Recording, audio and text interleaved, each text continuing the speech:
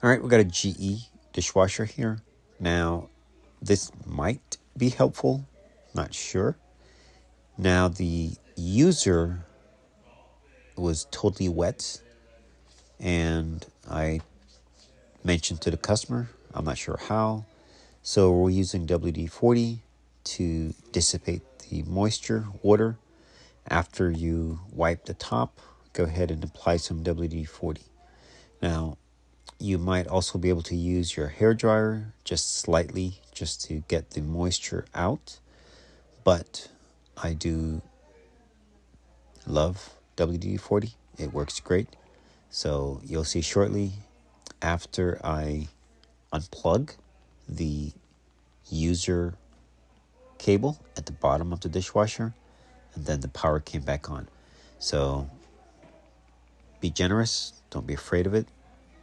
Spray it and let it soak in, and then unplug the user at the bottom of the dishwasher. And you can also try the breaker first and see if that fixes the issue. And pretty soon you'll see the power, it comes on. Just be mindful. I think the customer was washing dishes because the dishwasher was not working, or something happened to where water came from the countertop and spilled onto the user and probably interrupt something. So figure maybe helpful to somebody. And as you can see, the unit is working. It was washing. In fact, they were kind of surprised that I got it going so quickly.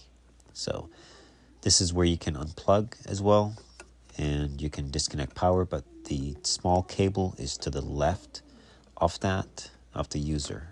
So that cable right there above my hand, that's the one you want to unplug. All right, guys, thanks for watching. Hopefully this will help you fix your dishwasher with no power, or I should say no display to the user. Thanks for watching.